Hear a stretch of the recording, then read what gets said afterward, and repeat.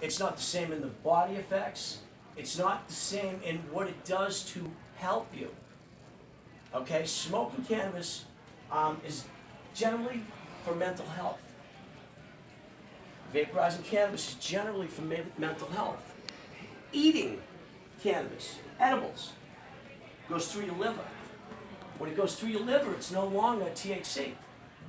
It's no longer THC. It becomes a different metabolite. It becomes what's called hydroxy-11. And it goes into your brain. It's not as THC, but it's hydroxy-11. And it lasts a lot longer. And it hits different parts of your body.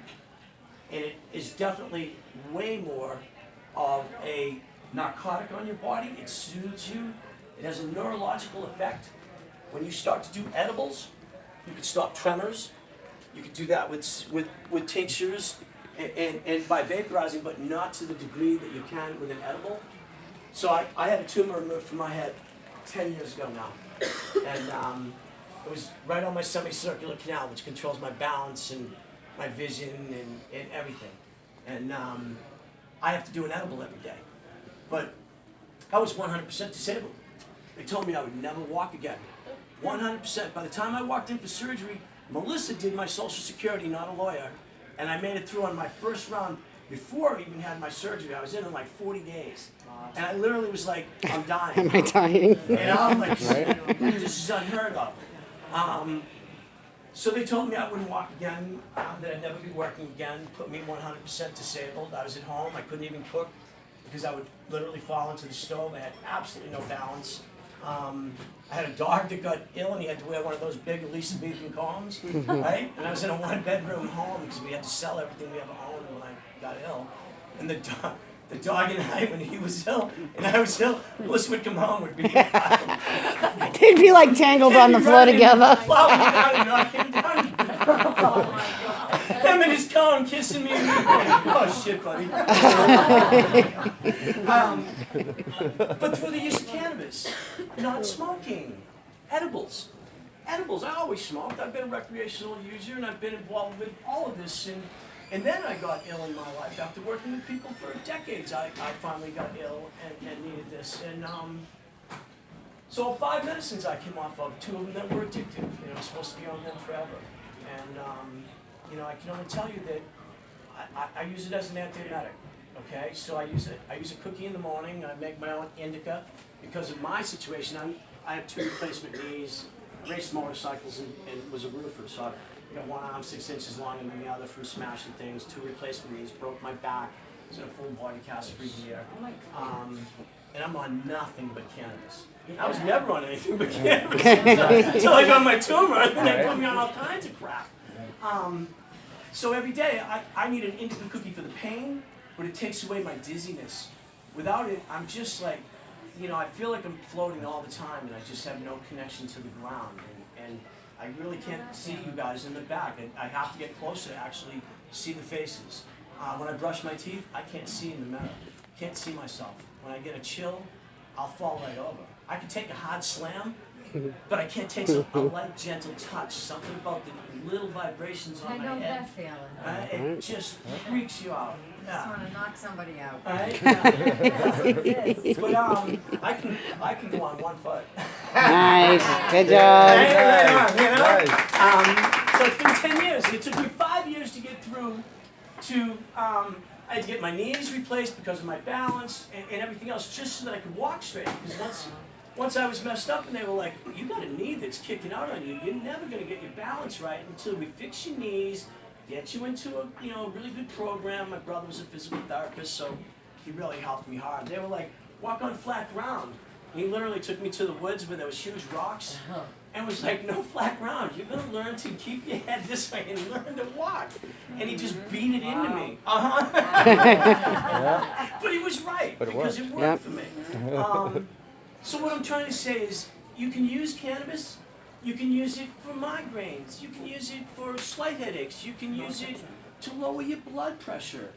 You can use it, like myself, I'm also clean and sober, 21 years. Nice. I never will anything if I didn't have cannabis. Never. Never. Never. Anybody out there that tells you that this is an entrance drug is wrong. It's an exit drug. Yeah. It's an exit drug. I would not be here without it. I couldn't have. I would have been in Brockton and I'd have been dead. In fact. Long time ago. Right? Yeah. Yeah, right, Kevin? Yeah. At least that. So as I was saying, when you eat cannabis and it goes through your liver, it lasts a lot longer. And that's when it can become way different. Like, for instance, you don't want to just eat a cookie that somebody's made and hop in your car. Well, I do. That cookie could be, and most times is, fairly weak, or not driving. it could be I was that in it trouble puts all you the way straight Where's down, mine? even somebody like myself who consumes a ton of cannabis. I mean, you can make them really strong. And you can throw a lot of cannabis in them. So, you don't take things from strangers, you don't drive when you've eaten edibles. Cannabis is no different than any other drug. When I eat my medicine at night, and I like to party too. So sometimes I'll have my cookie to keep me balanced, and a couple of more cookies so I can watch MASH. And if I do that at 9 at night, I wake up the next morning just like I had done too much NyQuil or a couple of Percocet or anything else. It's about timing and it's about dosing. You know what I mean? You've got to. The theory now with most cannabis people, doctors and people who study professionally, less is more. Most of us waste too much cannabis. We smoke all day, we pass it, tell and you we it's have true. enough, we smoke all day. Right?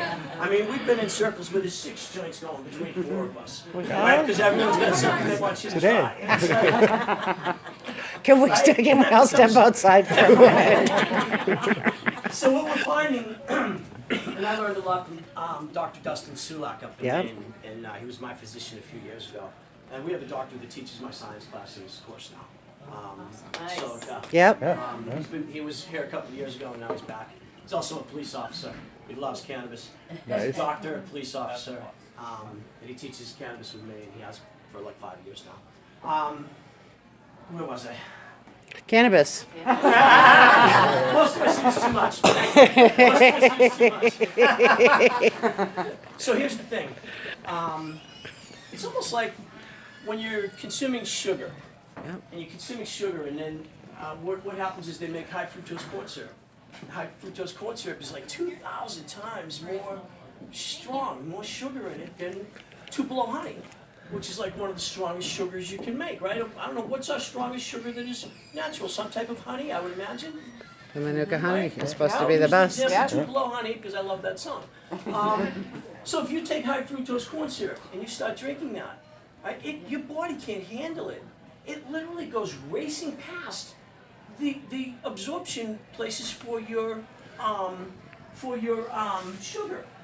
It's the same thing with cannabis. We have cells in our body where your THC lands and it binds. CBD doesn't bind to molecules in the body. That's a myth. CBD does not bind to THC receptors. Unless you have THC with your CBD, it's not binding with your receptors. It's still useful, but in a different mechanism way than most people think. So when you have, man, I'm getting lost today. When you have your THC and your CBD working together, sorry, I just lost myself on that. What was I saying? CBD CBD guys doesn't hear me? doesn't bind. bind. CBD doesn't bind. Right. THC Mike, you started talking about microdosing, and Right, you kind of right. got off of that. If you want to go back to that, because that's I do, that's thank a good one. Right. Thank you. I haven't taught in like 5 months, so I'm a little rusty. Yes. So yeah, microdosing. Oh yeah, right. And again, I was trying to explain the way like sugar works and the way THC works. So when you are smoking all day, we have thousands and thousands of receptors that the THC binds to in our body, neurological receptors. When you use too much THC, they literally duck. The THC goes right by it. It doesn't bind to them any longer. Why do you think that first joint of the day is so good? Wake and bake, right? And you're chasing that the rest of the day. Because your THC receptors are like, I've got some in me, Mike, not taking any more right now. You know what I mean? And it takes a certain amount, and they're kind of what I consider and I call ducking. You know what I mean? And we use too much. So if you're using this medically and you're really trying to save some money, you want to do a few puffs or a little bit of a cookie or a little bit of something and then lay off for 4 or 5 hours. I'm not talking, you know, you want to do a little bit, several hours apart. That is the best way to use cannabis, whether it's indica, sativa, cookies, vaping, right? You want to just get to the point where you